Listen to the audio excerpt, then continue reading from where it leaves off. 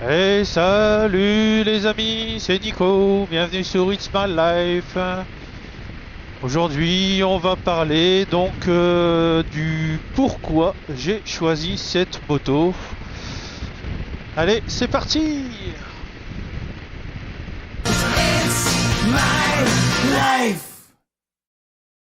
Bien.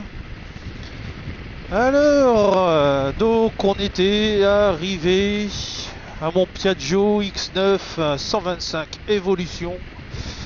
Donc Piaggio X9 phase 2 si vous préférez. Laquelle qui a été accidentée. Donc un an après l'accident, je recherchais après une moto.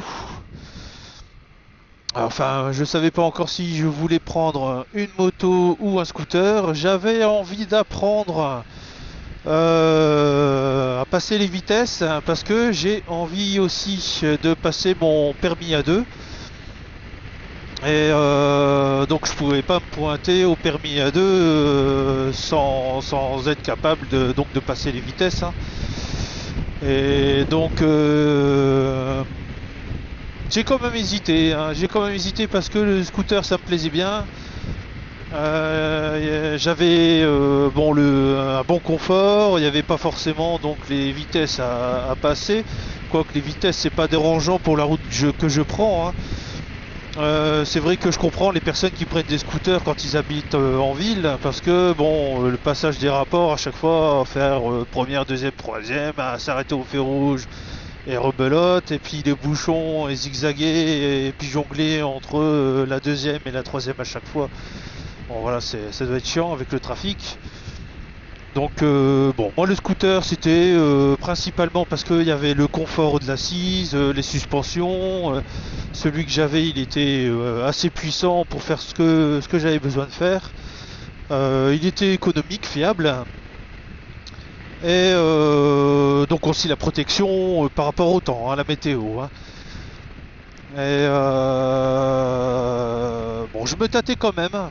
Je regardais les motos d'occasion, beaucoup sur le bon coin. Bon, je regardais aussi, alors je vais peut-être me faire ban hein, par les motards, mais je regardais aussi les trois roues, hein. Forcément, j'étais intéressé, peut-être un peu comme tout le monde, hein, qui cherche quelque chose de simple et de puissant. Et l'incontournable, on va dire, Piaggio MP3, hein. Principalement aussi parce que j'avais envie de faire du duo avec ma femme pour aller se promener, et en 125 tout le monde sait que c'est très difficile. Et bon, je me suis dit le A2 ça peut être une bonne alternative pour aller promener, et puis au moins je l'ai et je peux prendre un petit peu ce que j'ai envie en puissance. Euh, et donc bon, je regardais comme je disais sur le bon coin. J'étais principalement intéressé hop, par une sportive. Donc il y avait la Honda CBR qui me plaisait très très bien. Donc il y avait bon, principalement un modèle. Donc c'était un ancien, hein. Je mettrai une image à l'écran pour vous montrer parce que pareil je connais pas l'année de sortie. Alors je suis pas du tout calé hein, au niveau des motos, hein. Je vais voir des copains en moto, ça fait bon 20 ans que je roule, 20 ans que je fais signe à des copains. Mais quand je les croise, à part reconnaître le logo, la marque du fabricant, je saurais pas vous dire si c'est tel modèle ou tel modèle. Je suis pas fan à ce point-là, quoi, on va dire. J'aime bien rouler, ça c'est sûr, c'est mon kiff. C'est un bon moment de liberté, mais alors être calé sur les motos, honnêtement, non. Je suis pas fan à ce point-là. Et donc, je disais, donc il y a la Honda CBR hein, qui me plaisait bien en 125. Hein. En 125, forcément, un peu comme tout le monde, en sportive, il y avait la Yamaha YBR qui était, qui est belle hein, de toute façon. Hein, pareil, hein, hyper fiable, hyper économique. Puissant aussi, hein, le nombre de personnes que je peux voir sur YouTube qui ont ce véhicule, cette moto, et qui roulent, qu'ils arrivent à rouler justement en 6, même jusqu'au rupteur quoi, hein, ils sont à plus de 130. Oh, c'est un moteur qui arrache du slip. Et bon voilà, il y avait ces deux-là en sportive, hein. J'étais plus attiré sur une sportive, j'avais envie d'avoir une sportive. Après, il y en avait d'autres sur laquelle j'étais intéressé, hein. Donc la Honda Varadero. Oui, je dis bien, hein. La Honda Varadero. Donc pareil, hein, elle était belle, certainement confortable aussi par rapport aux avis que j'ai pu voir, les essais, hyper fiable. Et donc il y avait celle-là aussi qui m'intéressait. Alors attendez, je vous mets un peu la visière parce qu'il fait chaud aujourd'hui. Et donc ensuite, alors je vais refermer parce que j'ai le vent. Et donc ensuite, il y avait aussi la Honda Shadow.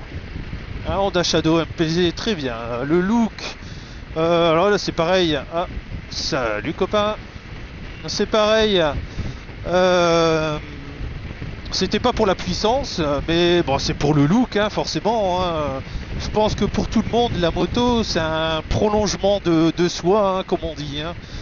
On a envie qu'elle soit à notre image, à notre style, à notre look, à notre caractère. Et enfin, bon, pas forcément le caractère, hein, mais voilà. Moi, je suis quelqu'un de tranquillou bilou. J'aime pas rouler comme un taré. J'aime bien Enfin, je suis radin. Je suis pas radin, je suis économe. Et donc du coup, je veux quelque chose d'économique. J'aime bien les choses qui durent parce que j'aime bien les garder longtemps. Donc je veux quelque chose de fiable. Bon, je pense que la moto, elle est toujours un petit peu à l'image du pilote, hein. Et ensuite, donc voilà, dans ce que je recherchais, en termes de 125, c'est, on va dire, les incontournables. Et bon, forcément, après, faut que le budget suive. Moi, bon, voilà, une Yamaha, la YBR, même d'occasion, c'est pas dans mon budget. Pour vous donner un exemple, hein, les deux Piaggio X9 hein, donc, que j'ai eu. Je les ai achetés. Il me semble que le premier c'était 900 euros et le deuxième j'ai peut-être acheté pareil 950 ou 1000 euros quoi, hein. Euh, je suis pas riche.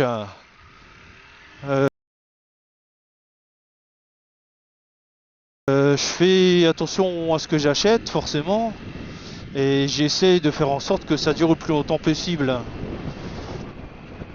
Donc je regardais un petit peu les chaînes YouTube hein, sur des motos de marques différentes, mais qui pouvaient être fiables et pas chères.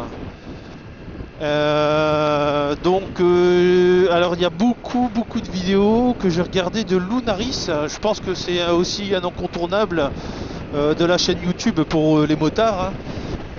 Et donc il a fait un essai justement de cette Orcal. Et donc il y a eu en essai la Orcal Astor et la Orcal Sprint. Et ben en fait le look me plaisait bien de la Orcal Astor. Euh, Quand je me suis intéressé un petit peu sur l'Orcal Astor, bon il y en avait d'autres, hein. Il y avait la Mâche aussi qu'il avait essayé. Il y avait d'autres marques chinoises hein, comme ça. Alors bon, Orcal c'est assemblé en Chine, c'est certes c'est fabriqué en Chine, mais le cahier des charges est français, hein. Mais bon, ça reste une machine chinoise. Donc bon, ce qui m'a plu dessus, c'est que c'est un moteur de Yamaha YBR qui a fait ses preuves. Après bon, tout le reste qu'il y a autour, honnêtement, bon même moi qui ai pu y toucher, bon c'est de la chinoiserie, hein. Il y a des trucs, bon comme j'ai déjà dit, les clignotants, des fois faut mettre du nettoyant au contact parce que ça déconne. Des fois il y a des petites vis qui se desserrent, mais bon un petit coup de frein filé, on serre un coup et puis ça bouge plus. Et encore, je dis, je contrôle tous les mois. Et bon, ça fait là maintenant 11 000 km que je l'ai. Ça fait plus d'un an et 3 mois maintenant que je l'ai aussi. Et bon, comme je dis encore une fois, je ne suis vraiment pas déçu de cette machine. Ce qui m'a tapé à l'œil quand j'ai regardé la vidéo de Lunaris, c'est que en fait la Orca Lastor, donc c'est la Euro 5, donc c'était la dernière à ce moment-là qu'ils avaient sorti. Et il y avait une promo. Il y avait une promo, il est liquidé parce qu'aujourd'hui, donc oui je dis bien aujourd'hui, il y a la Orca Astor 3 qui va sortir. Donc ils ont liquidé les stocks. La moto, ce qui m'a convaincu de l'acheter, donc j'étais pas parti sur du neuf hein, à la base, hein, j'étais parti sur de l'occasion, mais ce qui m'a convaincu de mettre un peu plus de mon budget, parce que j'étais parti sur un budget de 1500-1600 euros max, s'il y avait des petits travaux, des choses comme ça à faire dessus, donc avec la carte grise comprise, hein. Et donc la moto, étant donné qu'elle était en promo, elle était à 2000 quelque chose d'euros. Quand j'ai vu ça, alors sur sa vidéo, il l'a présenté à 2290 euros, il me semble, ou 2190 euros. Et je me suis dit, ah bah tiens, c'est intéressant et tout, je vais regarder sur le site Orcal. J'ai été sur le site Orcal, et effectivement, c'était en promotion. Et j'ai vu donc bah, une moto neuve, garantie 2 ans, il me semble. Donc bah, je me suis dit les 500 euros que je vais rajouter, c'est la garantie que j'ai quoi. S'il y a quoi que ce soit comme pépin, bon bah c'est tout, c'est pris en charge. Alors que bon, une moto d'occasion, vous allez rouler avec et puis au bout d'un an, s'il y a une pomme, une boulette, eh ben c'est pour votre pomme. Donc il y a 3 concessionnaires autour de chez moi. Orcal, hein, donc assez éloigné quand même, hein. Le plus proche est à 15 km. Là où j'ai été chercher ma moto, c'était 25 km. Et après, il y en a le dernier, il me semble que c'était donc vers Lille. Et là, bon, j'ai presque 40-50 km. Donc j'ai passé un coup de fil d'abord au plus près de chez moi. Il lui en restait une, mais c'était une noire avec les garde-boue chromés, hein. Mais c'était pas la couleur que je recherchais. Je recherchais vraiment la couleur verte que j'ai là. Et vraiment le must, ça aurait été la rouge, la couleur rouge. Alors je sais pas s'il avait en Euro 5, mais la couleur rouge, quand je l'ai vu en photo, a été vraiment très très très jolie. Et donc j'ai appelé le deuxième, hein, qui se trouvait à une vingtaine de kilomètres de chez moi, hein. Et donc ils en ont encore une. Donc celle que j'ai là, hein, la verte. Et donc ils m'ont dit ben oui, venez la voir ce week-end et puis bah vous pourrez l'essayer tout ça. Et puis bon, donc on a été la voir, hein, donc deux jours après mon coup de fil. Et bon bah quand je l'ai vu, on a reparlé du prix, on a reparlé un petit peu de la machine, hein, de la fiabilité et tout ça. Donc le monsieur, le vendeur quoi, a vraiment été honnête, hein. Il m'a dit bah oui, tout est très bien su. Bon, c'est du chinois, donc pour le moment lui il n'y avait pas de souci avec, mais bon, ça pouvait arriver quoi. Il m'a prévenu aussi que les pneus c'était pas foufou. Il m'avait même conseillé de les changer tout de suite, mais bon, moi quand j'achète quelque chose, comme je vous l'ai dit, je suis économe. Même si les pneus c'est du brin, je vais les user, je vais faire attention, c'est tout. Je vais pas mettre du neuf, redépasser mon budget d'encore plus loin pour mettre des pneus neufs à la poubelle ou pour les vendre sur le bon coin à 3 fois moins le prix que certainement personne n'en voudra en plus, hein. Donc j'ai eu la moto pour 2200 euros, c'est ça, 2200 euros avec les frais de mise en circulation, donc carte grise et plaque. Donc bon voilà, ça valait énormément le coup.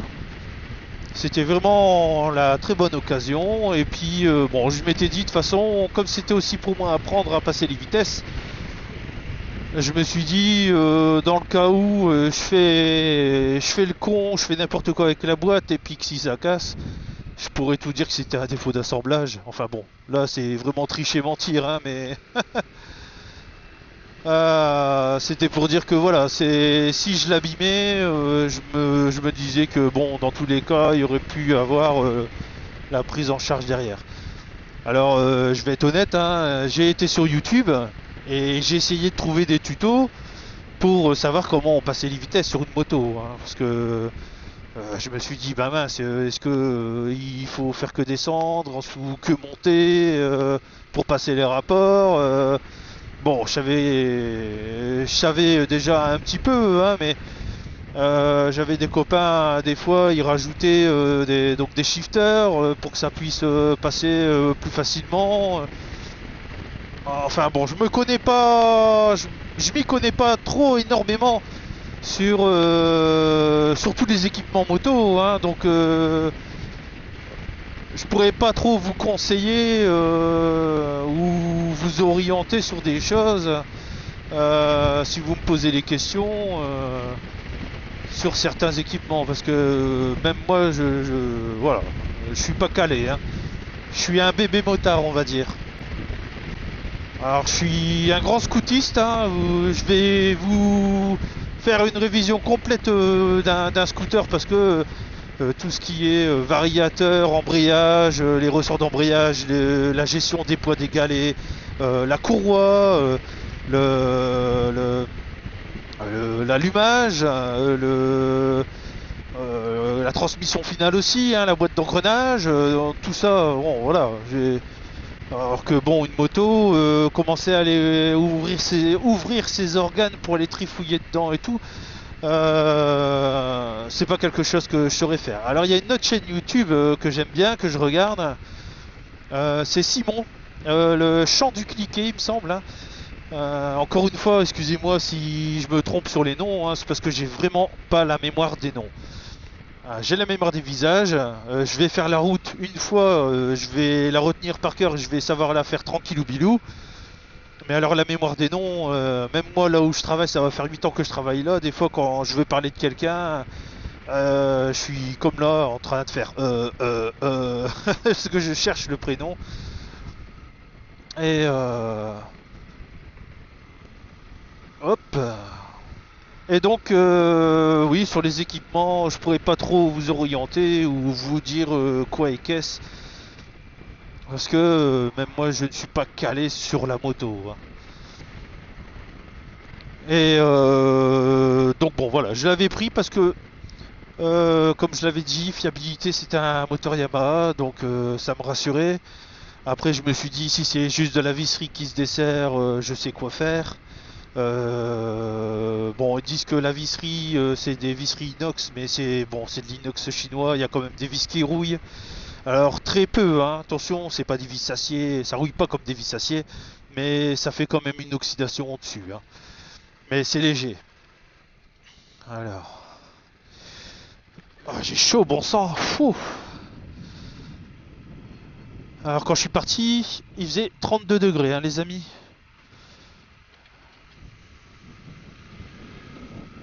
Hop là. Et donc oui, après bon, ce qui m'avait rassuré aussi, c'était pour l'entretien, hein. C'était simple, bon, c'est un refroidissement air, donc pas liquide de refroidissement. Bon, les liquides de frein sont simples. Il n'y a que la vidange à faire, les tensions de chaîne. Alors, je fais attention, hein, priorité à droite. Les tensions de chaîne, graissage de chaîne. Et puis c'est à peu près tout, quoi, hein. Après de toute façon, quand on la nettoie et qu'on la lave, on fait le tour, hors contrôle. Et dès qu'on voit des petits trucs, bon ben voilà, forcément on fait tout de suite, hein. Donc voilà, pour vous dire que oui, moi, euh, ça va faire, donc comme je vous l'ai dit, hein, 1 an et 3 mois là que je l'ai, 11 000 km, pas un seul pépin. En tout cas moteur, hein. Comme je vous l'ai dit, mis à part le clignotant, il faut des fois mettre de l'anti-oxydant là-dedans. Le contour. Le contour qui danse un petit peu hein, de temps en temps. Et c'est tout, hein, j'ai envie de dire.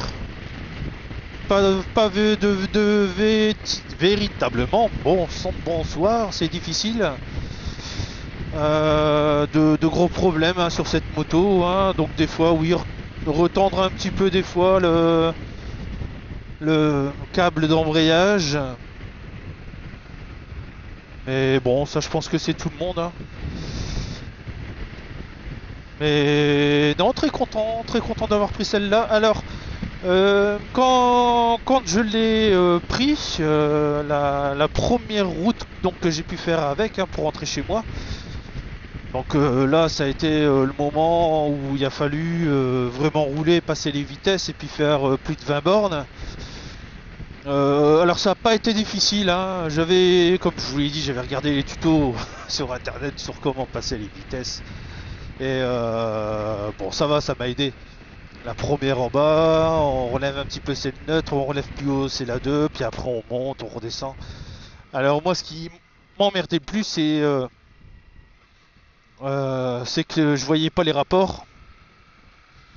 Et ben, quand j'étais à l'arrêt, un stop ou un feu rouge pour repartir, bon ben c'était un peu difficile, je cafouillais. Un coup j'étais au point mort, je mettais pas la 2, je mettais pas la 1 pardon. Ensuite quand j'avançais et puis que je voulais passer la 2, je remettais le point mort puis ça mettait un coup de gaz. Des fois je roulais, j'étais en 5 et puis ben, je voulais encore lever comme s'il y avait une 6 alors que j'étais déjà en 5, mais bon je pensais que j'étais en 4. Mais bon voilà, ça a été bien. Ça a été bien. Ça n'a pas été agréable la première conduite parce que je suis reparti sur la pluie en plus. Et c'était au mois de début avril, il me semble, ou fin mars. Et donc j'étais sous la flotte, il faisait froid et en plus c'était donc pareil le vendredi au soir et puis il y avait du monde sur la route. Alors voilà, c'était pas la meilleure première prise en main. Et puis ensuite, eh bien, on va dire que bon, forcément, il y avait le rodage, hein, et on va dire que bon, heureusement qu'il y avait le rodage parce que ça m'a permis vraiment de faire la prise en main. J'ai installé l'indicateur de rapport engagé, il me semble, vers mes 300-400 km et ça m'a été d'une grande aide parce que bah, je cafouillais, hein, forcément. Je cafouillais, j'étais pas habitué et on va dire que heureusement qu'il y avait le rodage des 1000 km à faire parce que ça m'a vraiment permis d'apprendre à rouler en moto. Bon, les personnes qui... Il y en a que c'est inné, hein, ils ont jamais roulé en moto, on les met dessus, on dit bah voilà, première machin, ils vont faire 10 allers-retours et puis ils vont dire putain c'est bon, c'est nickel, j'ai compris. Et puis ils vont rouler comme des pros, hein.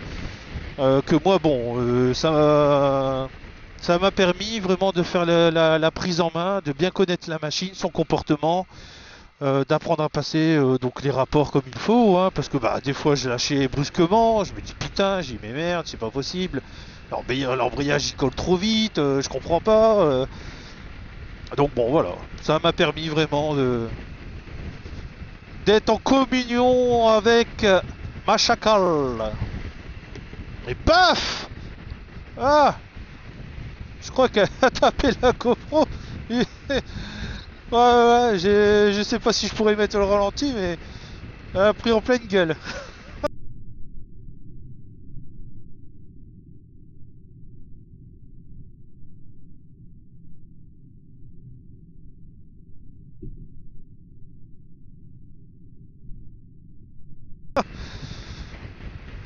Et puis bon, clignotant, bon sang. Et donc bah voilà, c'est pour ça que j'ai pris cette moto et j'en suis pas déçu. Bon, le seul petit bémol c'est le manque de puissance, mais bon pour la route que je prends c'est largement suffisant. Comme j'ai dit, j'essaye de booster un petit peu le moteur, mais c'est pas pour rouler plus vite. C'est vraiment pour dire d'optimiser la puissance un peu à tous les régimes.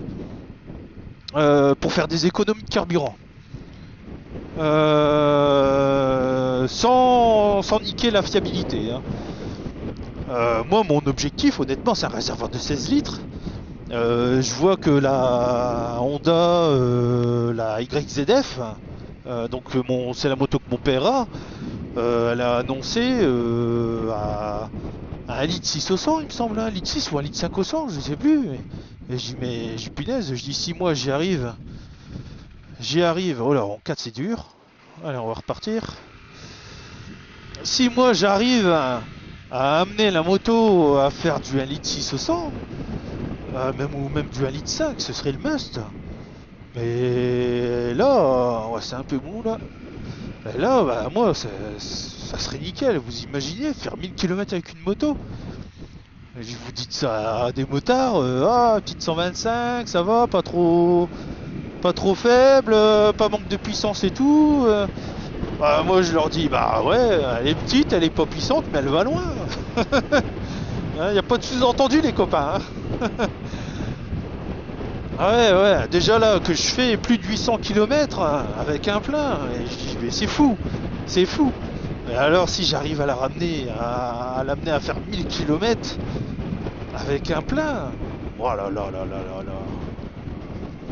Alors bon, vous allez me dire à quoi ça sert. Tu vas à la station essence de temps en temps, tu remets le plein à chaque fois. Ouais. Mais je dis ouais, mais moi ça me saoule d'aller à la station essence. C'est pas encore vraiment que ça me saoule d'aller à la station essence, c'est parce que bon, ça me saoule de donner de l'argent à Brigitte et à Macron, hein. Ils nous en prennent déjà bien trop. Alors moi, si je peux éviter aussi de leur en donner pour qu'ils se fassent des cocktails à 1 million à Versailles, hein, ça me fera plaisir. Donc voilà les amis, c'est un peu tout ce que j'avais à dire sur mon choix pour cette 125, ce qui m'a motivé. Donc comme vous avez pu le voir, hein, c'est pas la puissance, parce qu'elle fait 11 chevaux, hein. Et bon voilà, tout a été dit dans la vidéo je pense, hein. De toute façon je ferai un rappel s'il faut. Bon les amis, pensez à me mettre un joli pouce bleu, mettez des commentaires si vous avez des questions et abonnez-vous à la chaîne, ça me fera avancer. Allez, ciao ciao. It's my life.